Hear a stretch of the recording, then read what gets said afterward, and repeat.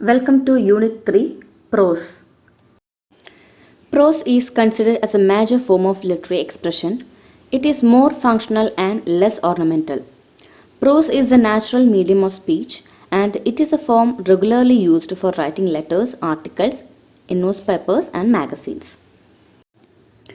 Prose is a form of literature or a genre of literature like poetry and drama. Here, it is more functional than ornamental. Prose is functional in the sense it is more practical rather than attractive. Ornamental in the sense decorative. That is, prose is not decorative, it's a plain language. It is a natural medium of speech or natural flow of speech or natural way of speech. And it is regularly used in letters, articles, magazines, etc. It is written or spoken language in ordinary form. Puns, paradox, alliteration, metaphors are some devices that writers of prose use to adorn their writing in order to embellish the artistic features. In poetry, poet uses poetic devices like rhyme, meter, assonance, metaphor, simile, etc. in order to make their poetry unique and different from prose. Prose is different from poetry. Here in prose, authors use devices like puns, paradox, alliteration, metaphor, etc. in order to make their work unique or in order to embellish the artistic features. Embellish means decorations to make prose attractive. We have already discussed literary terms in Unit 1. Now you know that some terms are meant only for prose and some terms are meant only for poetry. And there are some terms used in both poetry and prose as well, like alliteration, personification, metaphor, etc. So, prose is a type of writing that follows the natural flow of language, grammatical rules, and a linear logical order.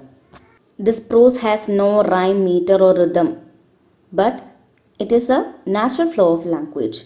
It's like we are telling something directly to somebody, direct use of language.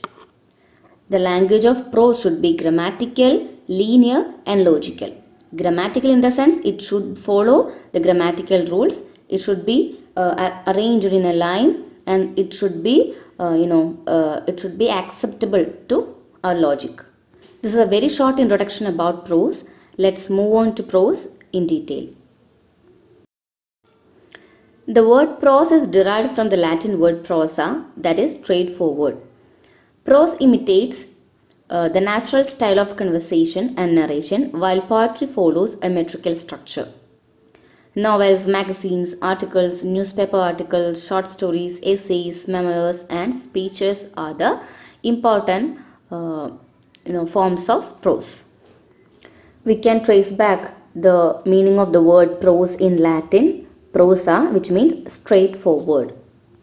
Why it is straightforward? Because it imitates natural style of conversation and narration.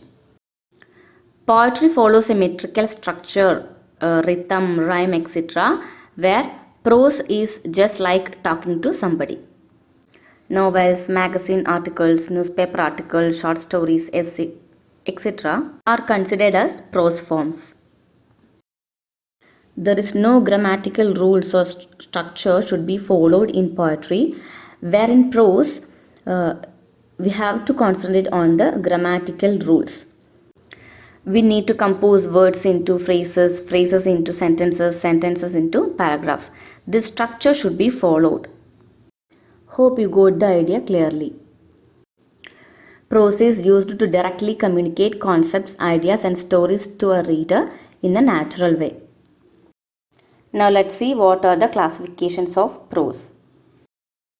Prose writing may be classified into distinct categories of non-fiction, fiction, criticism, etc. The first one is essay. The word essay is derived from the French essays, meaning to attempt or to try.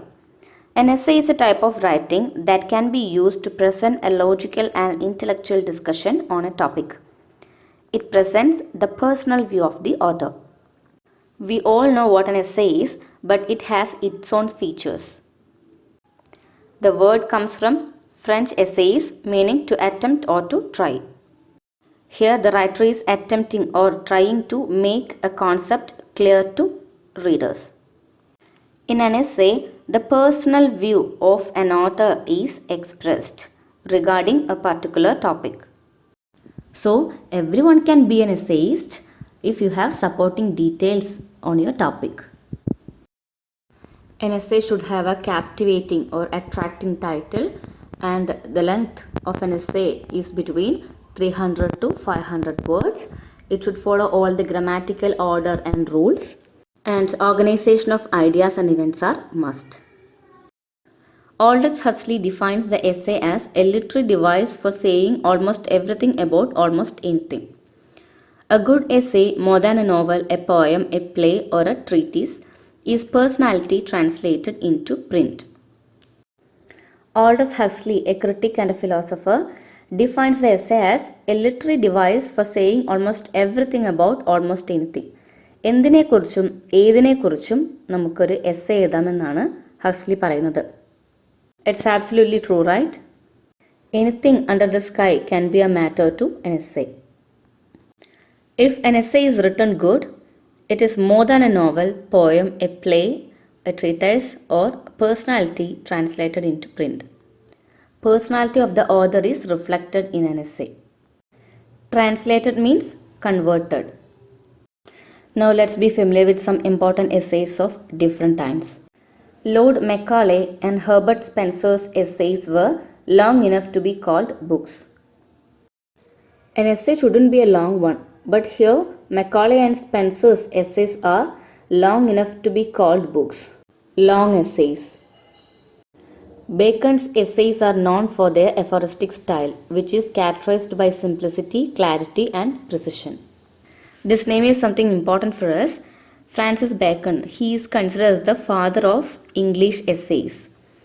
His statements are very much concise, precise, and aphoristic.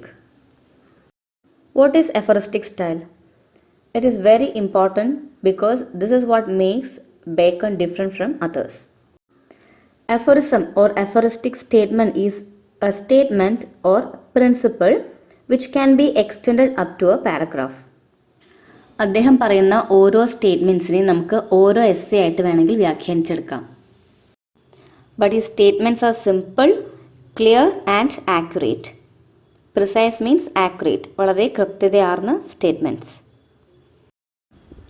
Charles Lamb, another important personality, adopted a conversational style, and Jonathan Swift made use of the essays to attack his opponents through biting satire. Charles Lamb and Jonathan Swift, both are essayists but writing in different styles. Thus Charles Lamb is considered as the prince of English essays, and his essays are mainly in a conversational style. It's very simple and easy to understand. His experiences, episodes from his life are being explained in his essays. Where Jonathan Swift made his essays to attack his opponents through biting satire. Now you know what satires are. He wrote political and religious essays in which he criticized the authority in a deep manner. He is mocking at the authority and religion, and his essays are eye-opening. Moving on to next topic, origin and growth of essay. Montaigne, who first used the term essays and considered the father of the modern essay. Bacon, a pioneer of this form, applied the term in 1597 to his kind of writing for the first time in English. Michael de Montaigne, he is the first person who used the term essays in the year 1580